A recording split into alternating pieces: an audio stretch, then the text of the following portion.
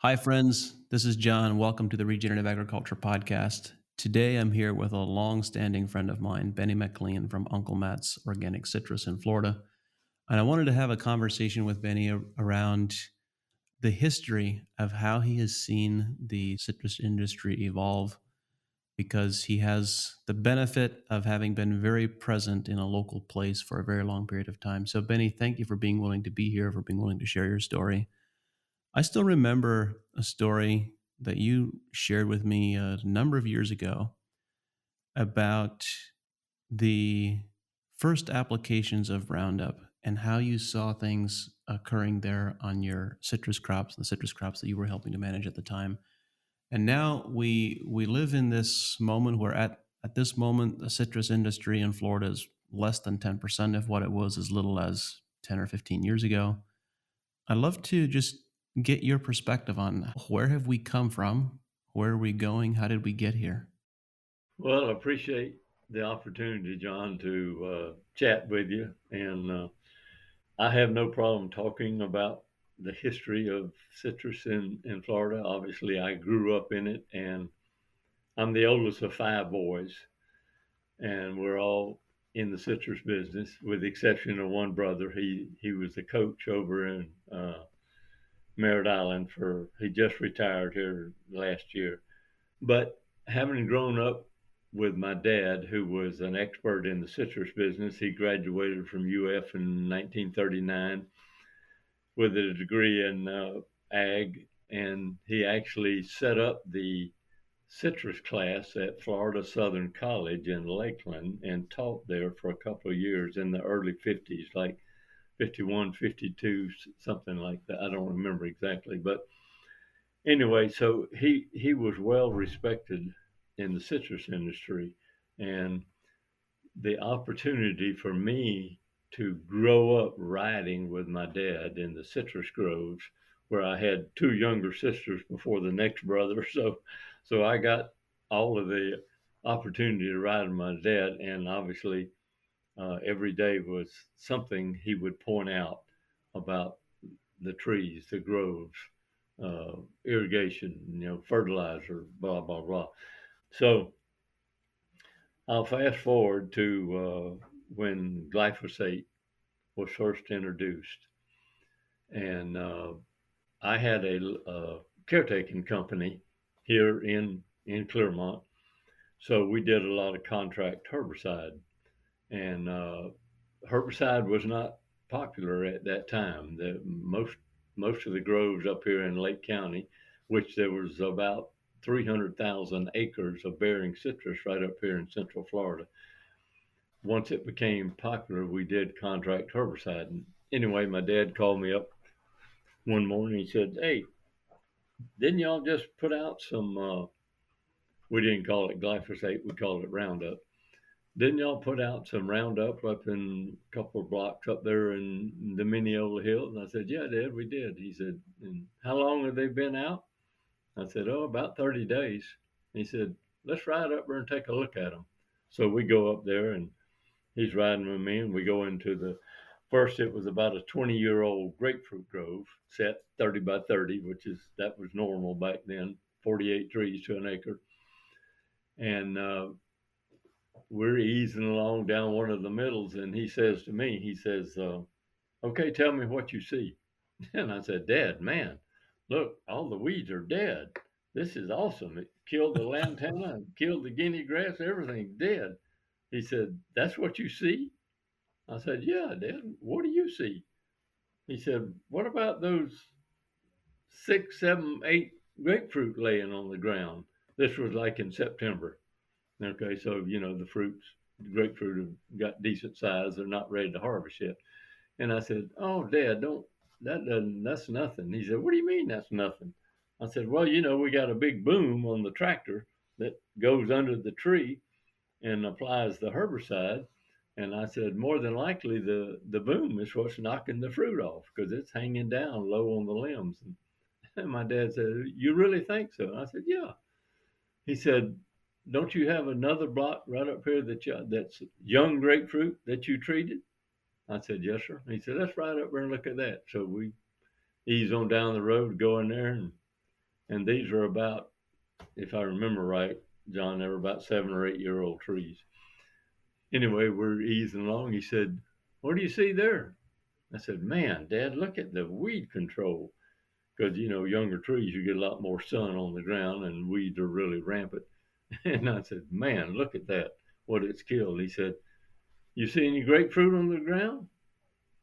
I said, yeah, matter of fact. "What do you see on your side?" "Well, 2 or 3 grapefruit per tree laying on the ground." He said, "Huh, boom, there's no fruit hanging down for the boom to hit because this is a young tree. So how do you explain that?" I said, "Dad, I don't know." He said, "I'm going to tell you." He said, "We have been lied to about glyphosate." He said, "This chemical is absorbed through the trunk, it's absorbed through the leaves, it's absorbed through the roots." And he said, "You watch, it's going to be a major disaster in this whole citrus industry of what it's going to create." Now, this was 1973, John. Wow. 1973 when it first came out and was released here in for citrus, in Florida.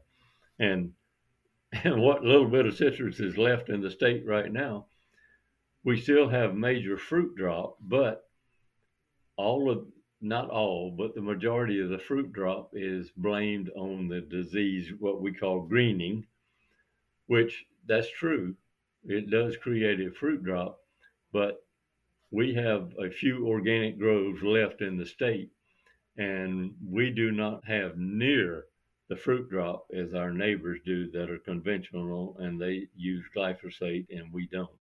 So I'd like to understand more of the story of how did citrus used to be farmed before the use of herbicides? Well, and that's not even perhaps quite the right framing, but how was citrus farmed in the 60s and 70s compared to today? And what were the major differences? Because I'm of the persuasion that the prevalence of greening is in part a reflection of the modern growing practices and the environment that we find ourselves in that is very different from what it was 60 or 70 years ago. And so I'd like to understand what does before the use of herbicides, how was vegetation managed and how was citrus production different then compared to today? Very good question, John. That is something that we openly discuss in meetings and stuff like that. And they look at me as an old hayseed that lived in the citrus industry back with the area when you're talking about. You know, I was production manager for Libby McNeil and Libby prior to the 83 freeze, and they had about 10,000 acres of citrus all right up here in the Clearmont area. And most of it, the majority of that acreage was, like I said, was set 30 by 30, but the trees were on rough lemon rootstock and Cleopatra mandarin and sour orange rootstock, which they grew very big trees, very tall, tight. And even though there was only 48 trees to an acre, Libby hedged every middle. Took them 4 years. You'd go one row north and south, then one row east and west, then the off middle north and south, and the off middle east and west. And that's the way you work the grove. And all we had back then was a disc and choppers. Nobody even had a mower, and nobody knew what a mower was in a citrus grove. But they created so much shade in there, John, in those groves that the vegetation underneath the canopy was not a big problem. Now you go out and you plant a brand new grove, and obviously we had hand crews. Okay, that's all they did in the summertime is it would be about 20 or 25 guys, and they all had hoes, and they would walk through the grove, and they would hoe anything that was around that young tree. And obviously the way we irrigated those young trees is we built a water ring around that tree with a hand hoe, built it out of dirt, and it would hold about 5 gallons of water. So we would have what we call a supply truck that had like a 500 or 1,000 gallon tank on the back. We'd get water out of a lake and we would ride through the grove and give each tree roughly about 5 gallons of water. Now, during the summer, you didn't have to do that because we got a lot of rain. So the dry part was usually January, February, March, April, like that. And so that's when we did a lot of watering.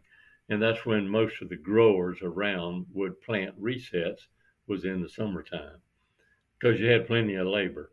Once we got into the month of September and October, most of that hand labor went into harvesting, and we would start harvesting. So you didn't have the hand crews that were available like they were during the summertime. So, one of the stories that I remember was walking through a grove with you probably 10 years ago. And you described how so you remember soil being dark in color and having a high organic matter content. Right. What were the management practices that led to building that organic matter content and then also to losing it? Most of the growers up here in Central Florida, and back the time we're talking about, John, there was nothing in South Florida. There was no citrus down there. It was all from the town of Sebring north, okay, which that was Highway 70 that went right straight east and west across the state. Everything was north of that at the time we're talking about. A lot of the growers used chicken manure. They would spread it during the summertime, okay, and that was a big practice. That was very popular up here in Lake County. Was that spread across the entire acre? Was it concentrated underneath the trees? No, it was spread trunk to trunk, Okay. okay, and my dad and other growers would get some sludge, and they would spread that also. All right, so that was a common practice, and back then it wasn't that expensive. I mean, it was expensive compared to in that time, but if you look back at today, it's like, good Lord, it only costs what, $2 or $3 an acre to do that. So, and just about everybody, John, grew a cover crop in the summertime. And the one that was the most popular was hairy indigo. All right. And that was planted trunk to trunk. And normally, most all of the harvesting was done in the month of May. And the grower would now spread the hairy indigo just like you'd spread fertilizer, and then the rains would start the end of May, 1st of June, and then you had a good 90-day cover crop. And they'd let the hairy indigo just grow all the way up. And the interesting thing about the hairy indigo was it reduced the population of the burrowing nematodes. That was a big problem up here on the ridge, not only in Clearmont, just follow the ridge all the way down to Sebring. And everybody that had citrus on the ridge, which is very sandy soil, had problems with nematodes.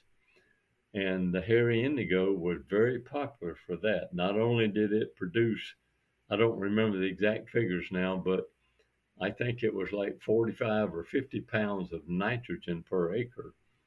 And it produced a exudate in the roots that pushed out the nematodes. So it was very popular. You saw that just about every grove you went into in the summertime up here in Central Florida. So what happened with the hairy Indian? That sounds like a great practice. Why was that practice discontinued, or what happened with it? I gotta be careful now when I start talking this way. No, you don't have to be careful. This is your opportunity to say what needs to be said. Well, it's funny because we even put in nematode barriers in some of the groves. When you would see the trees starting to show a decline, they would go in there and pull a test and say, "Oh yeah, you got the nematodes," and they would come in and they'd put a barrier to keep the nematodes from moving into your neighbor's grove or moving, further into your own grove. and they being the county agent stuff, they highly encourage you to plant hairy indigo to keep the nematodes from spreading along with this chemical barrier that they put in. Well, it's funny, John, you go to these talks now and they talk about cover crops, and hairy indigo is never mentioned. All right. And I have even stood up and asked questions. Why isn't hairy indigo even popular now? Because number one, we have nematodes in all of the citrus, and it's kind of like, well, we don't think it produces a nematocide, or, it's kind of like, okay, next question. They don't even want to discuss it. So Are you suggesting that the folks who are selling nematicides don't want hairy indigo to be popular? that's exactly right. Exactly Wouldn't right. be the first time that that scenario would have played out. You think? Fascinating. So, when did people begin using less hairy indigo, and when did cover crops fall into disfavor? After the 83, 85 freeze. And why was that? Can you tell us that story? Okay, well, we had a devastating freeze Christmas Eve, 1983. My house right here in Clermont was 17 degrees with a 25-mile-an-hour wind for 3 days. All right. Then 15 months later, January of 85, the same thing.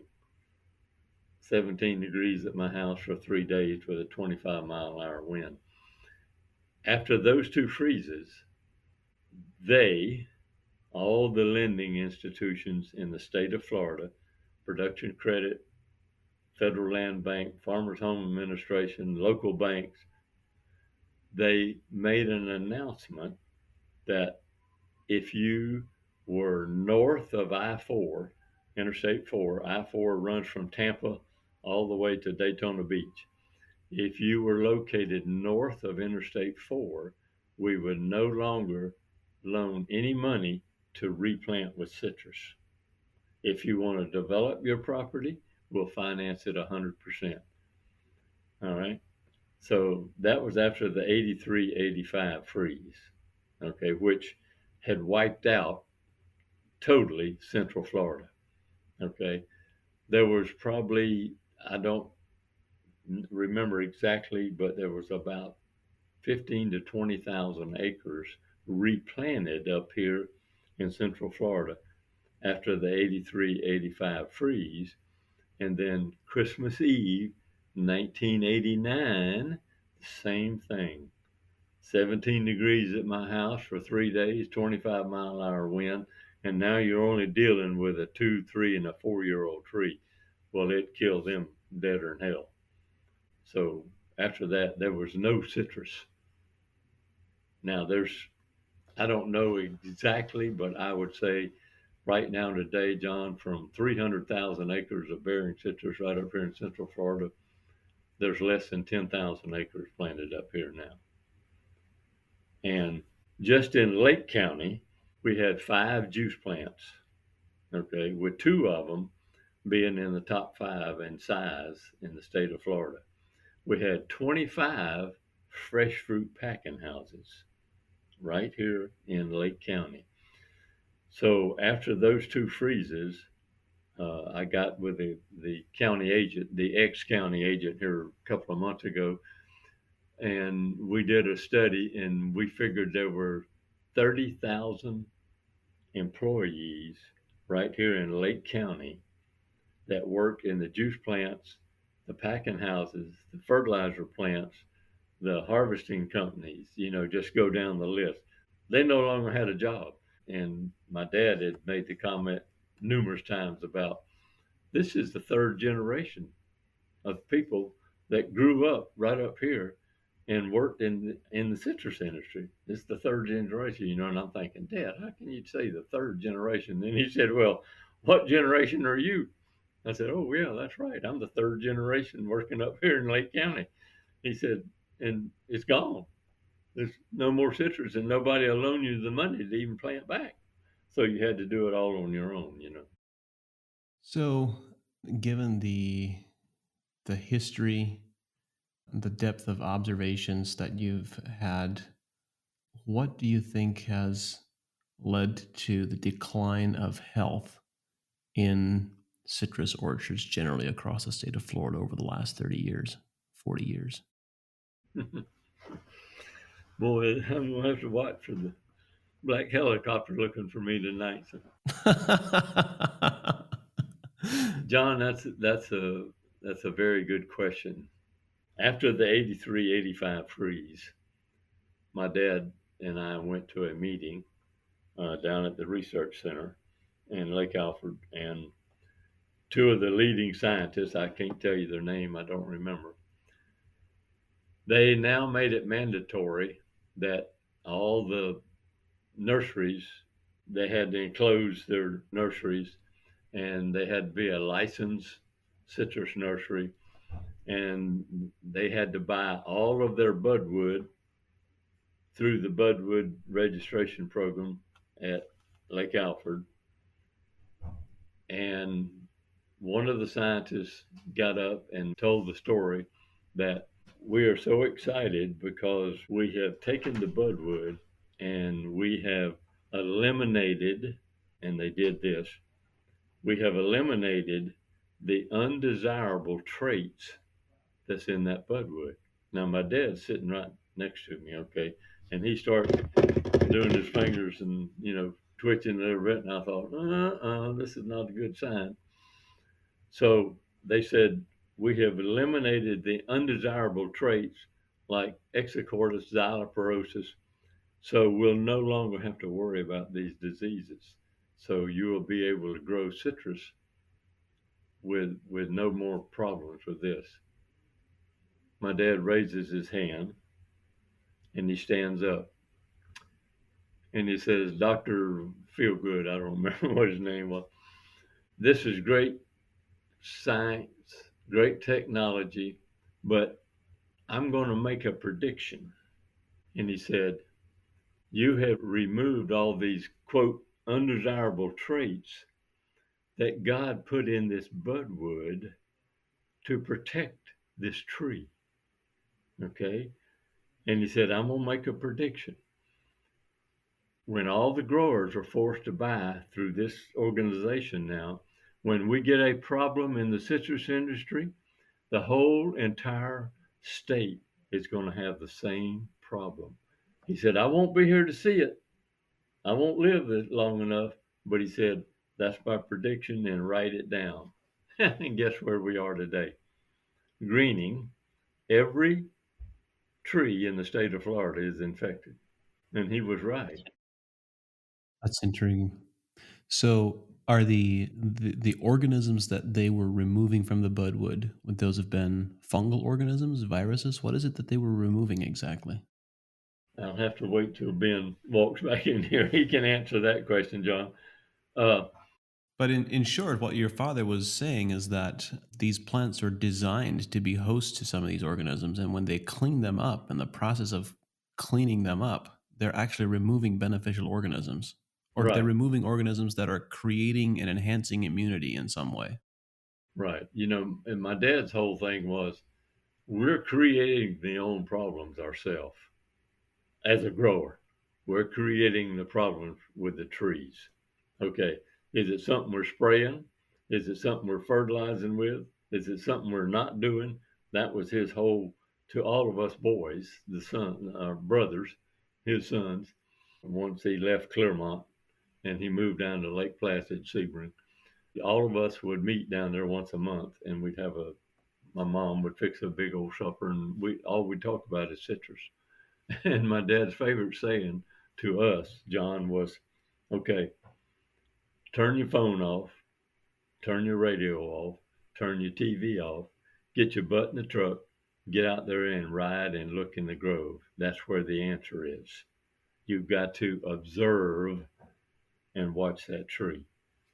Okay, so the whole thing, when you go back and listen to what my dad was saying, and of course Ben and I and Matt and all the brothers, we get together still about once a month, and it's It's amazing the things that we talk about, John, that we see that we did not see 30 years ago. Okay.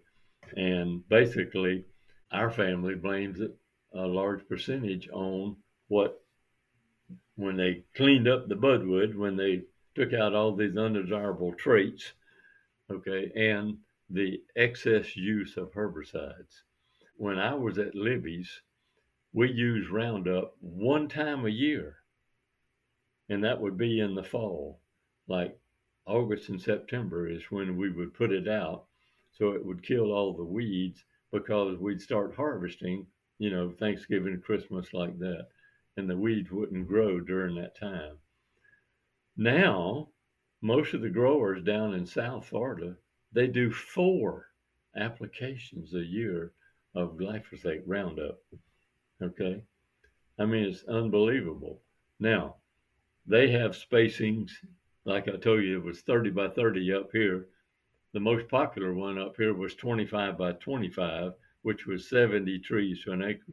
You go now down to South Florida, and it's not uncommon at all to see 7.5 by 15, which is almost 400 trees per acre.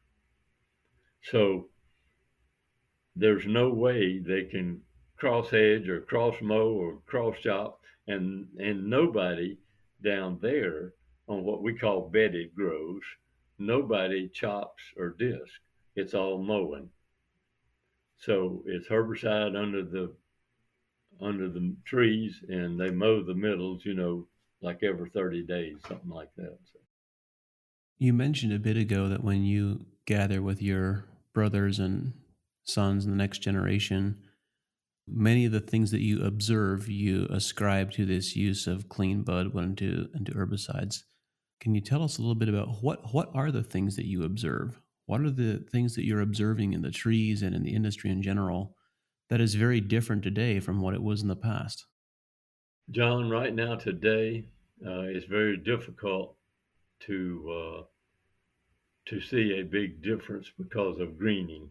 Okay, it's like, as I mentioned to you earlier, every tree in the state of Florida is infected, and some of the work that's coming out now from the research center is they're coming out with rootstocks that's not resistant to greening but tolerant. Okay, so some of these and some of the budwood that they are releasing now is not resistant, but it's tolerant to greening. So most of those groves are like, at oldest probably 7, 8 years old. So right now today, a 7 or 8 year old tree compared to a 25 to 30-year-old tree looks a lot different. However, we're beginning to see, just like up here, we're beginning to see a leaf drop, fruit drop, discoloration. Even though the tree is on a tolerant rootstock, it's still getting greening, and it's having an effect on it. So there's another story I'd like to tell about the herbicides. Okay, Sinbar was one of the first pre-emergent herbicides that came out. Okay, obviously glyphosate is not a pre-emergent; it's strictly a contact. All right, I'm production manager at Libby's. My dad calls me up and says, "Have you put out any Sinbar?" And at that time, that was all you could use on a young tree. It was approved to do on like a 3-year-old down. All right, you could use Sinbar. So anyway, I said, "Yeah, Dad, we got a block out here." He said, "Okay, let's go out there." So we go out there. Well, they're putting out the herbicide as we're out there. And my dad says, "Okay, let's leave this one row. Don't put any herbicide on it." And I said, "Okay." So we did. We left that one row. Well, about 30, 45 days, we go back out there, and my dad says, "Okay, here's what I want you to do. Take a shovel and get a 5-gallon bucket. And on the rows that we treated, I want you to dig down and get about a half a 5-gallon bucket of soil and put it in your pickup and roll the windows up and let it sit there overnight. and then get in the morning. I said, okay, Dad. And he said, I want you to call me in the morning when you get in there and tell me what you smell. No problem, Dad. I can do that. So anyway, so I go out there and I take a treated row and I dig a hole with the shovel and get about half of a 5 gallon bucket of soil, put it in the back of my truck. Next morning I get in there and it's like, wow, man, the smell. Ooh wee, this is really nice. This is really unusual. So I called my dad. He said, okay, what do you smell? I said, man, Dad, I'm taken away how nice it smells in my truck. And I said, it's really, it's really got a soil smell. And he said, okay, dump that out and now go to the row that we did not treat and do the same thing. Put that bucket in your truck, roll your windows up, call me the next morning. Okay, Dad. So I did. I went out there and got it. When I got in that truck the next morning, John, I'm flabbergasted. I could not believe the sweet aroma that was in my truck from that 3 or 4 shovelfuls of soil in that 5 gallon bucket. I mean, it was really dominating and a very, very sweet smell. So I called my dad up. He said, okay, what'd you smell? I said, God, Dad, you will not believe the difference. And he said, okay, you still got some sin bar left? And I said, yeah, I do. And he said, okay, let's get together at lunch. I want to get a little sample and I want to send it off to a lab up there in Georgia and I want to get it analyzed. I said, okay, Dad. So we did. Well, guess what, John? When the analysis came back and my dad showed me, he said, look, the Sinbar has an algicide in it.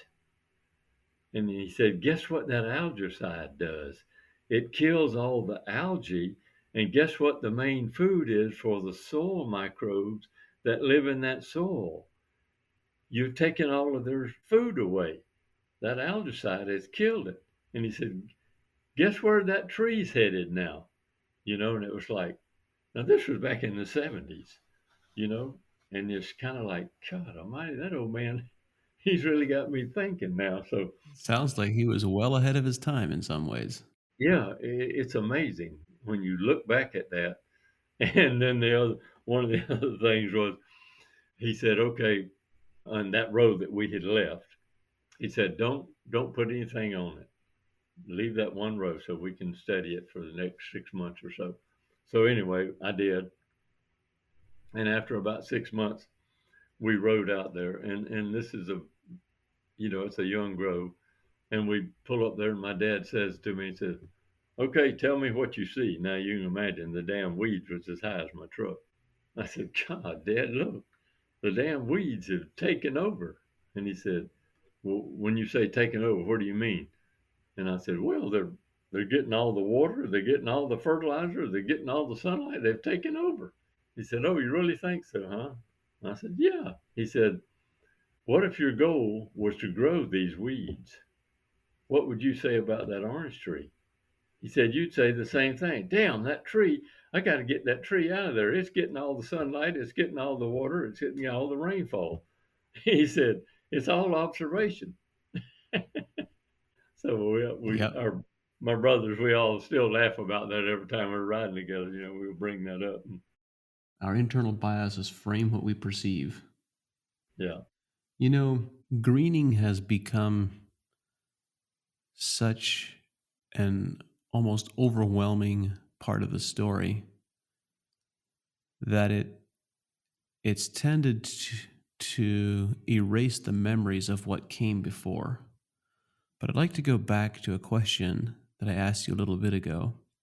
I asked you about the historical observations. You described how you observed the health of the citrus trees and groves generally go into decline gradually over a 30 or 40-year period. At least that was what I got out of your comments. But then, of course, greening just accelerated all of that to a remarkable degree. But let's go back to the period before greening. What was the trend of health that you were seeing, and what were some of the observations that you were seeing from 1970 until 1995? early 2000s before greening really took a hold and ran its own race? Well, I can give you very good examples of the roughly 10,000 acres that at Libby had right up here, all the varieties, all the rootstocks, and not all was irrigated, but it was not uncommon at all, John, to go into a grapefruit grove with 48 trees to an acre and pick 1,500 boxes per acre. We had groves that would even pick 2,000 boxes per acre. Okay. That's 20 boxes to a tree. More than that, 25. I mean, that wasn't something you went around bragging about because that's the way most of it was. And it was not uncommon at all for oranges, especially Hamlin oranges, which is an early variety. We usually start picking them in December, to have 600 or 700 boxes per acre with 48, 50 trees to an acre. That was just common. And you saw a difference with irrigation during the dry time. Okay. But during harvesting time, there was a lot of debate going on about that. In fact, when I was there at Libby's right prior to the 83 freeze, we had one of the researchers from Lake Alfred that had done a 5-year study on irrigation and non-irrigation in a grapefruit grove that Libby owned. And they had put in overhead irrigation in 5 acres and 5 acres without. And anyway, at the end of 5 years, Dr. Koo was the researcher. He sat down with me and he said, if I had not done this research myself and watched this thing, I would be hard to believe this. He said, but the only influence that the irrigation had was only 2 years out of 5 that it showed an increase in production. And he said, then it wasn't a dramatic increase. It was only like 75 to 85 boxes per acre more. So now you go back and you look at the rootstock. Okay, it's rough lemon rootstock. When you go back and study the rough lemon rootstock, what was it that was so great about was it had the highest hydraulic conductivity in the root system of water. Okay, you go down in South Florida now where everything is irrigated. I don't know of any grove down there that doesn't have irrigation. And look at the rootstock. Nobody, not one grove has rough lemon rootstock. They've all gone with different rootstocks that as they went down the list, it got lower and lower and lower of hydraulic conductivity. And so now you hardly see any overhead irrigation, which covered 100% of the root zone. You see, probably 75, 80% is what we call microjet irrigation, where an emitter is under every tree. And it only does about a 6-foot radius. Okay, now it's a 360, but it's only about a 6-foot radius. And my dad's favorite saying to all us boys was, he said, I can't believe this. He said, the majority of the roots in all of these rootstocks is outside of the canopy. And he said, here we are, it hadn't rained in 30 days, and we got microjet irrigation that's only covering about 30% of the root zone, and it's under the canopy. And he said, all of the roots that are outside of the canopy are the biggest moisture absorbing roots. And he said, the roots under the tree is sending a signal out, boys, I got all the water I need. We're great. Everything's going good. And he said, all the roots outside of that canopy are saying it's an emergency. Shut down. Don't do anything else. We're about to die out here with no water. And my dad's whole comment was, he said, what do you think this does to the immune system in that tree? How does that tree run if its immune system is half on and half off? Well, also, The other aspect of that that comes to mind is how does that then shape the root system development for the future? And that root system outside the canopy continues to decline, Yeah, and underneath the canopy, it continues to expand, and the tree becomes reliant on it. right. John, it's not the nutrient absorbing roots under that tree like it is on the outside of that canopy. So that was the whole gist of that conversation with my dad, which only came up about once a month.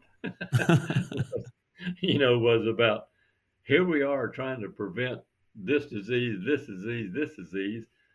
and only 50% of the root system is getting water, and they are not the ones that are providing the protection. So, you go down there in South Florida now and you look at just about every disease known to man, you can find it down there. Well, I also think about what that reduced root system volume would mean for nutrient absorption capacity and for yield capacity. You've just reduced Right, that plant's ability to bear fruit. right. Now, Benny, you've mentioned something that I have forgotten if I've heard it mentioned before. I don't recall that I have, and that is the hydraulic capacity of the roots. How is that measured? How is that quantified? I'm not aware that that is. I'm guessing probably someone. I'm sure someone somewhere is doing the research, but how do we measure that on various plants? That brings up a very good question, John. You can Google Dr. Koo, K-O-O, okay, and look at some of his research. And like I said, the majority of his research was done up there at Libby's. Uh, he was on a first name basis with a lot of people up there that were in control. And he published 2 or 3 papers on hydraulic conductivity of the root system. And of course, like I said, the rough lemon rootstock had the highest hydraulic conductivity. How he measured that, I don't know. That brings up a good question. I should know, but I don't know. If B3 was in here, he could probably quote you the page that the research is on. Uh, but that goes back to the rough lemon rootstock. A large majority of the citrus that was planted up here on the ridge was on rough lemon rootstock, and it had the highest production per tree of any rootstock, regardless of the variety. But when we got big in the juice business in the citrus industry, the rough lemon produced the lowest pounds of solids per box and the lowest juice color and the lowest ratio of the 3 main rootstocks, the rough lemon, Cleopatra, and sour orange. That was the majority that was up here. So as the industry got away from fresh fruit, now it didn't get, when I say it kind of diminished, and the juice demands really started sky high. The plants would take everything that was on rough lemon, but the way I understand it is that they would store the majority of that juice, and then when they got to the next variety, which was the mid-season, it had better juice color, it had better bricks, and they would blend. And then when they got to the Valencia orange, which was the last one, it even had a higher juice color and higher bricks. So they would blend it all together and come up. So all the juice plants had to have the same bricks acid ratio. Nobody could say, "Oh, I'm better than you," or. Interesting. When you say nobody could say that, is that they voluntarily chose to cooperate, or what was that based on? No, it was the law. All the juice that came out of all these juice plants, Intriguing. it had to have a minimum bricks, had to have a minimum acid, had to have a minimum ratio, Got it. Okay. and that's still today. Yeah. So going back, and I'm kind of bypassing this topic for our listeners. I could probably dig deeper into this, but I'm guessing way back in the day, this was very important from a dietary health perspective as a source of vitamin C for the collective public health. And today, we don't have considerations like that being written into the law anymore. We're quite happy to serve people junk and hope that they don't do so well so that we can sell them other things that they now need that they shouldn't have needed. Right. Anyway, I want to go back to organic matter. You talk about growing plants, growing trees on the ridge, and I laugh. For anyone who hasn't spent time in Florida, a Florida ridge is not like a ridge anywhere else in the world, just so that you know. That's true. That's true. Yeah. I remember you describing stories of how you were growing the indigo cover crop and you're putting on manure applications as your primary source of fertilizer and having very high organic matter soils, very high organic matter in your soils, even though your soils resemble beach sand more than they resemble topsoil, or at least they do today. Yeah, But we did back then them. they were black, and today they're gray or bordering closer to the white end of the spectrum than they are to the black end of the spectrum. What are the changes that led to that? That's a good question, John. I think what you see is like I said, back in the 60s, let's just refer back to that, the 40s, the 50s, and the 60s, the cover crop was a major ingredient in growing citrus. And now, like I said, you go down to South Florida, there's no cover crop, it's just grass. Okay. And it's grass that gets sprayed with herbicide 4 times a year. Yeah, right, right. But up here, that was a major issue. I mean, that, like I said, just about everybody grew something in the summertime, and whether it was hairy indigo, whatever cover crop it was, cowpeas, I'm trying to think of some of the others that was popular. Hairy indigo at that time was the most popular. They let it grow up 5 or 6 feet, and then they would chop it in. So all of that decomposed. You're talking about fiber and leaves and roots and everything that decomposed and in the middles and continued to increase the biodiversity that was in that soil. Yeah, when you lose that, when you lose the cover crops and you lose the manure applications, and you replace them with herbicide and bare soil in the tree row and a mowed grass between the tree rows and nitrogen fertilization, everything else, you're going to lose your soil carbon. Yeah, exactly. I was going to tell you this story. Last year or year before, Ben has done a lot of work for Uncle Matt's on cover crops. Okay.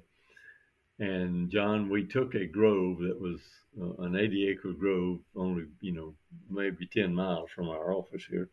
And Ben went in, and it was a Valencia grove, and he pulled soil samples in 5 middles. Okay. And it came up, and we were trying to see what the cover crop would do to the nutrition in the soil, the zinc, manganese, iron, boron, copper. Was there any benefit? Okay. So anyway, we planted cowpeas in there, and in 60 days, they had all flowered, bloomed, everything. And we came in and we cut them in. All right. So Ben went back about 65, 70 days after we planted the cowpeas and pulled soil samples in the same areas, the same middles, everything. And John, if I hadn't seen it with my own eyes, I would have questioned it. Sandy soil. It increased the manganese levels by 20%. Okay. With cowpeas. Why? And now I stand up in these meetings and I say, why isn't this public information? The growers need to know this. The most expensive thing I got to add to the soil is manganese if I got to go out and buy it.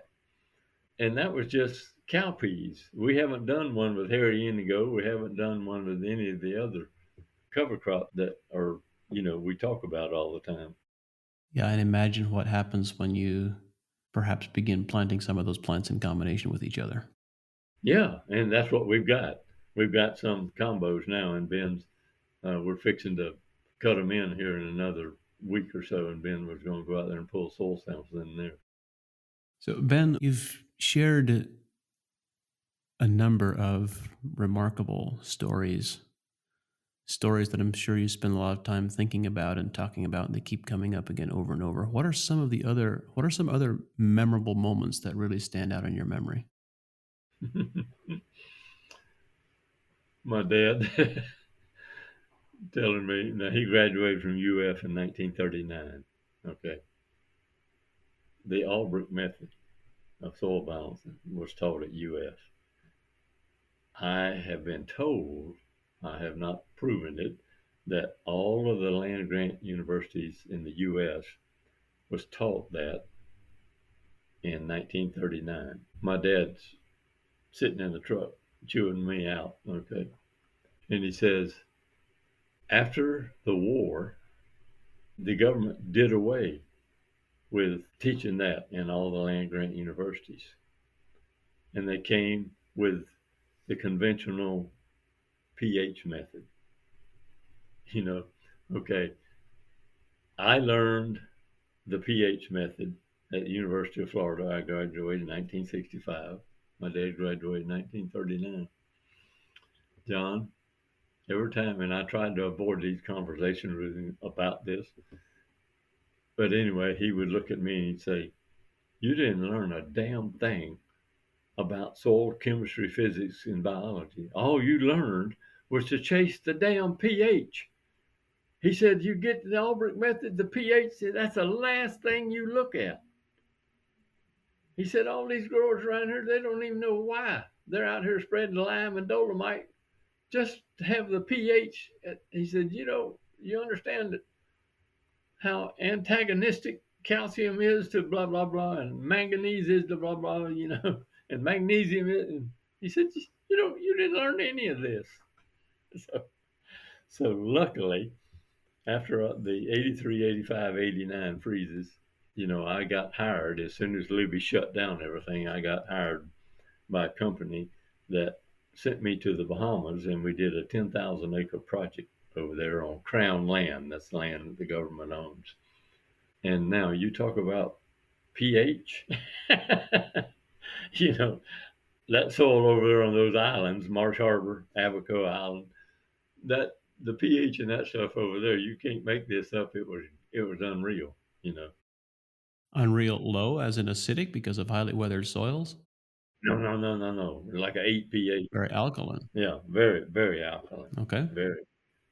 Anyway, I hired my dad to go over there and help us because I was getting nowhere with dealing with that chemistry and that soil over there.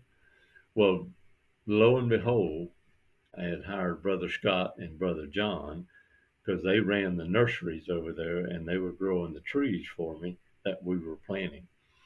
Anyway, Scott comes home one weekend on the company plane. He's in the airport there at Miami, and for some reason, thunderstorm, whatever, the flight was delayed. He's sitting there, and Scott's telling the story. This guy wearing a pair of Levi's and comes up and sits down by me. Says, "Hi, what's your name?" And I'm Scott McLean. He said, "No." He said, "What's your name?" I said, "Neil Kinsey." Scott says, "Neil Kinsey, boy, that name sounds familiar." Neil says, "Yeah, I teach the Albrecht method."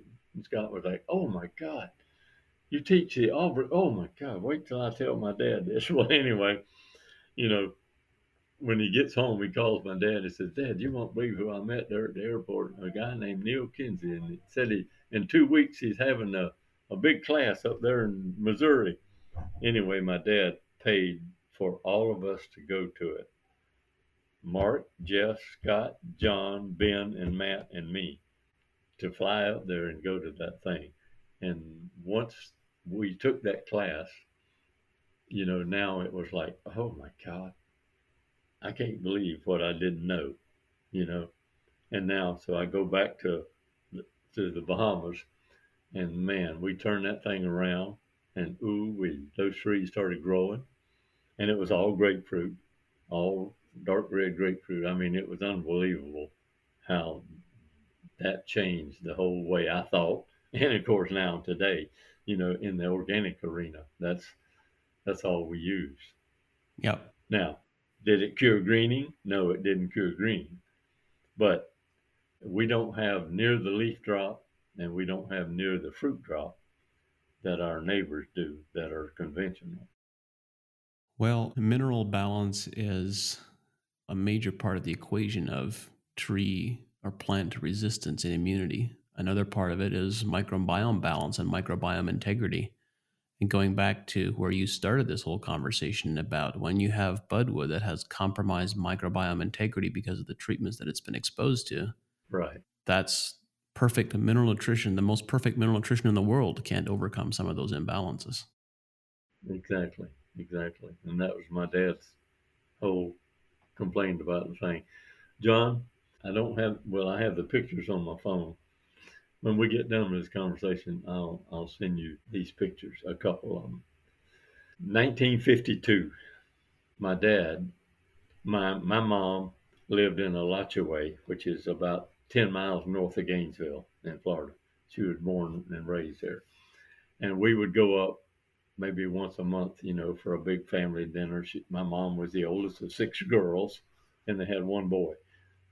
So we would go up there and have a get together with the family. Well, my granddad was a farmer up there, but he loved grapefruit, and every time we would go, my dad would go out and pick a bunch of grapefruit and take it up there for him. Well, he takes me now. I'm 10 years old, and I don't know why I remember this, but we go to a grove, and he says, "I'm gonna take Grandpa Carl Doak was his name. I'm gonna take Grandpa Carl a bag of these red grapefruit and see if he likes them." So anyway, he takes them up there. Well, it was a red, seedy grapefruit. Like a Duncan is a seedy grapefruit. A Marsh seedless is white and it's seedless. But anyway, he takes it up there and he had like 15 or 20 in there, and we're fixing to eat lunch and everything. And my grandmom is in there. She's cutting the grapefruit and sectionizing them, making a big fruit salad. And she hollers to my dad, "Ben, what am I supposed to do with all these seeds? I got a bucket full of seeds." And my dad says, "Well, just go out in the backyard and just throw that can of seeds out there, and maybe one day one of these seeds will germinate and you'll have your own grapefruit tree here in your backyard." Okay, 10 years ago. Now, once a year, we all rally up for the family. Of course, my grandmom and dad and granddad are passed away. But we rally up there. Well, one of my cousins is living in the old, what we call the Dokeville house. And he says to me, he said, "Have you ever seen that grapefruit tree that's in the backyard here?" And I said, "What? Grapefruit tree? No, I never." He said, "Yeah, you need to come by the house here when we get done with our Easter egg hunt. He said, come by, I want you to look at this house, this tree." So anyway, I go out there, John, and here's this damn tree, 30 foot tall, okay, Wow. that's growing straight up about 15 yards away from the house. And it was surrounded by oak trees, so you never saw it, you know. And I look at that thing and I'm like, I cannot believe that damn tree. And I go and cut the fruit, and it's the Thompson pink seedy. That's what it was. Ben, of course, all the brothers know about it, and Ben and Matt, they've all been up there, and I go up there about once a month and pick some grapefruit and bring them home.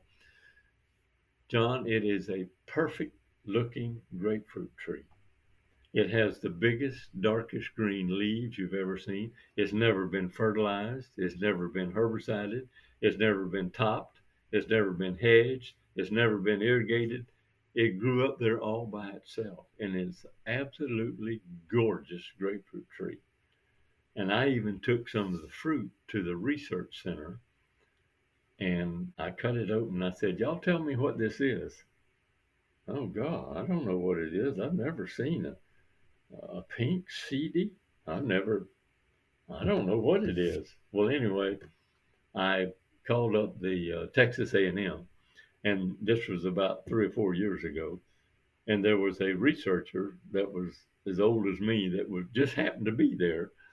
And they put him on the phone, and I told him, I said, "I have a pink seedy grapefruit. I said, I was born and raised in the citrus industry in Florida. And I said, I have never seen a pink, seedy grapefruit.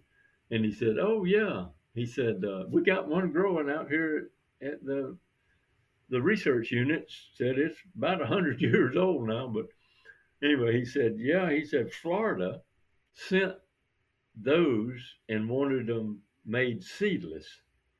So he said, we did all the gene splicing and everything and sent back. And so all you have in Florida now is the pink seedless grapefruit. And he said, you have one tree that's a pink seedy? I said, I do. And he said, well, that may be the only one besides the one I got here in our research center at A&M. I'll send you a picture of it. Wow. Unbelievable. Wow. And Ben has tested it. Ben has taken leaf samples back to the lab and it tests positive for greening. Okay. But everything is working in that tree.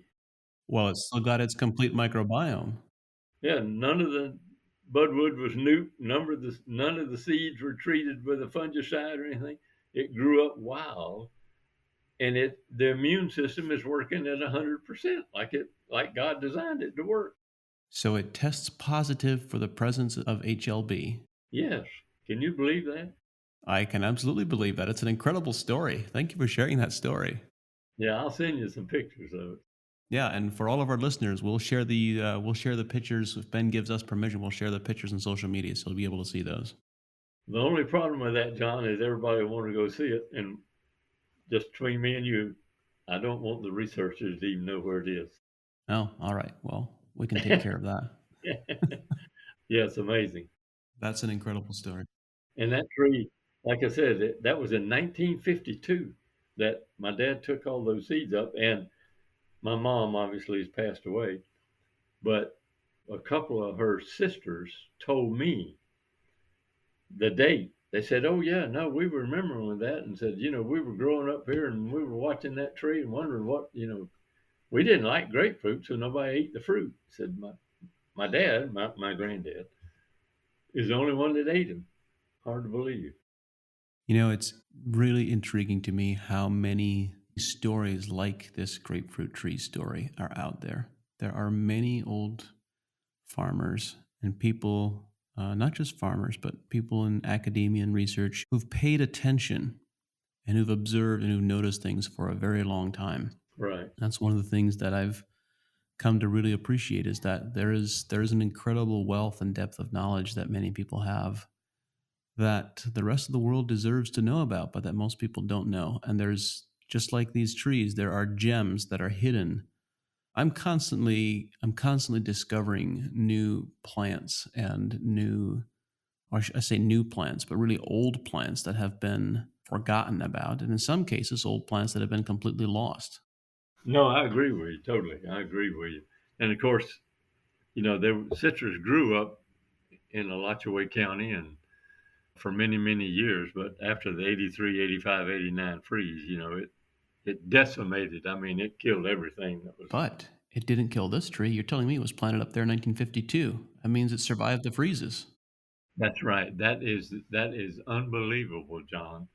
And I don't like to use the word expert, but I guarantee you, I can tell you if a grapefruit tree has been pruned or not, and it was never pruned. There was not any deadwood in it. Wow. You won't believe when I send you the picture of that tree. So it was never pruned and had no deadwood.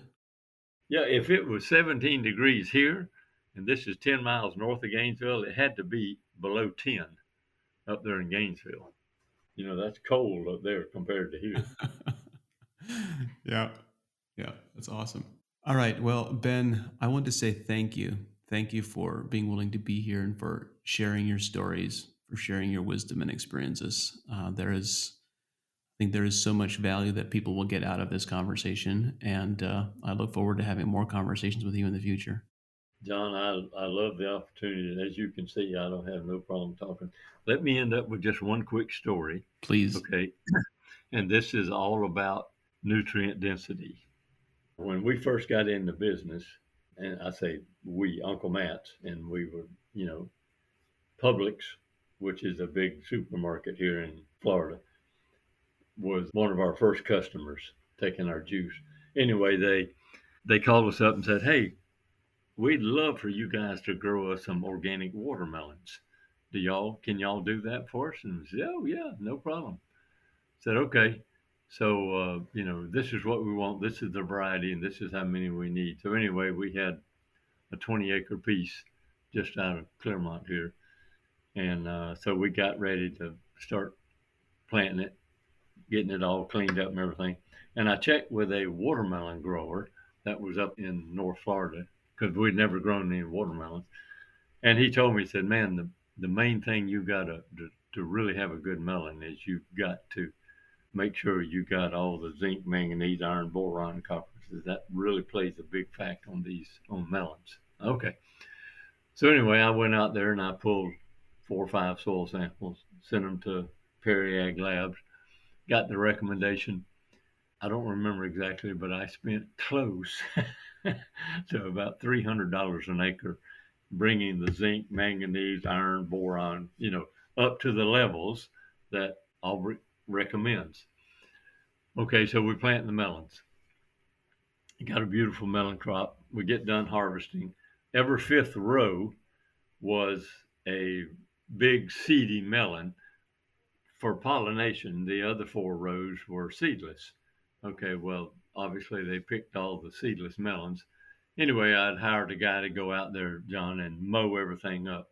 So he's out there mowing, and he's got a 15-foot batwing mower, and anyway, I go out there to check on him, and he stops, and I pull up there, and he's got about 10 melons of those big melons on the back of his mower.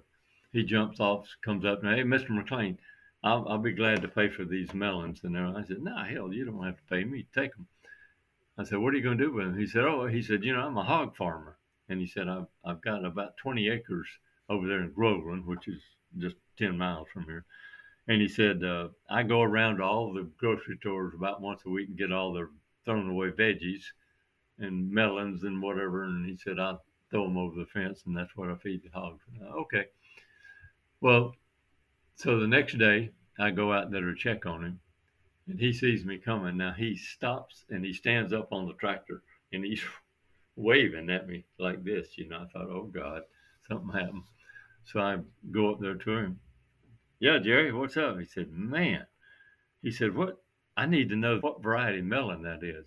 I said, "Why?" And he said, "Man," he said, "I'm going to grow those melons." He said, "I have never, he said, I've been a hog farmer for 20 years.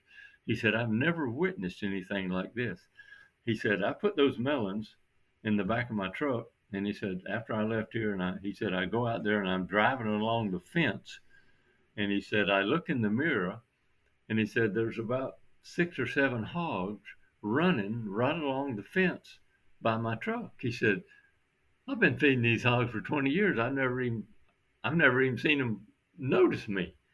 And he said, "I pull around to the corner," and he said, "I back up there," and he said, "I've got a concrete slab that what I do is I drop a cantaloupe or drop a melon or whatever, and it busts open, the hogs can eat it." And he said, "People don't know this, Mr. McLean, but hogs are just like dogs. They'll fight over food." And he said, "Those 25, 30 hogs, when I busted that first one, they come running up there." And he said, "They had the biggest damn hog fight I've ever seen in my life, fighting over that one melon." And he said, "I ended up busting all those melons." He said, "They ate every piece of that melon." He said, "There's not one seed," and these were seedy melons. He said, "There's not one seed left on that concrete slab." And he said, "They even ate the white part of the peel." He said, "Normally a hog, they only eat the color part of the melon." He said, "There's nothing left on that concrete slab." He said, "I've never seen anything like it." So, and he said, "I've been feeding them melons for 20 years." He said, "I need to know the variety." So guess what?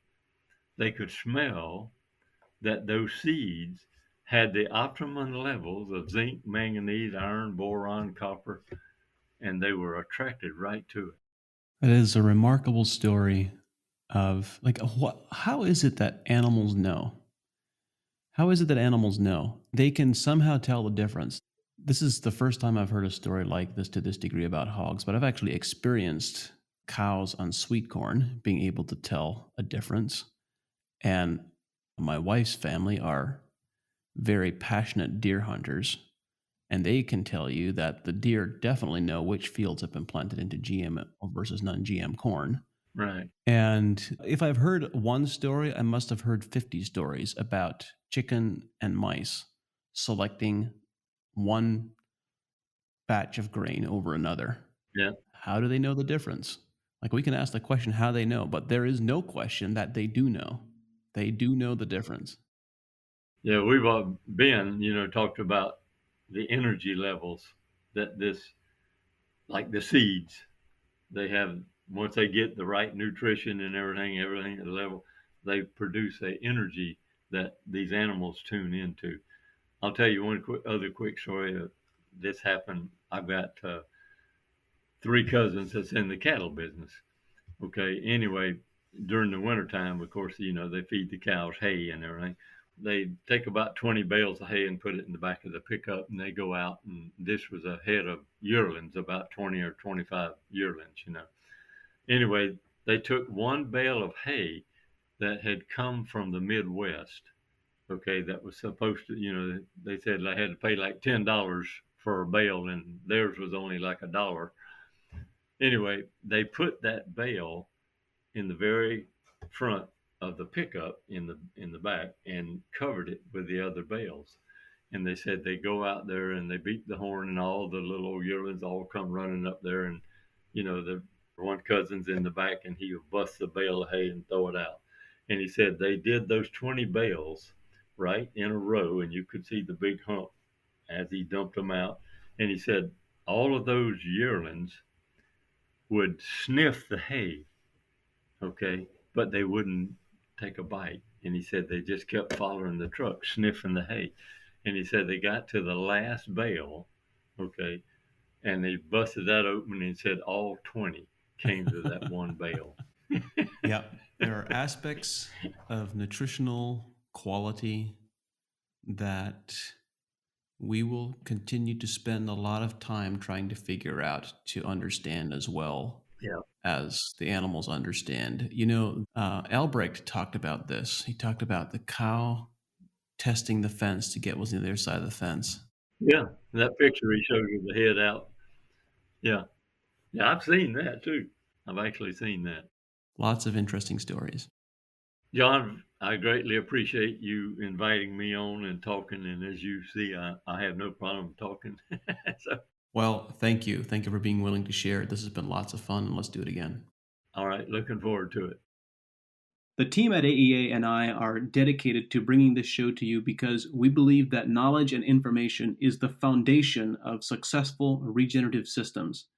At AEA, we believe that growing better quality food and making more money from your crops is possible. And since 2006, we've worked with leading professional growers to help them do just that. At AEA, we don't guess, we test, we analyze, and we provide recommendations based on scientific data, knowledge, and experience. We've developed products that are uniquely positioned to help growers make more money with regenerative agriculture. If you are a professional grower who believes in testing instead of guessing, someone who believes in a better, more regenerative way to grow, visit advancingecoag.com and contact us to see if AEA is right for you.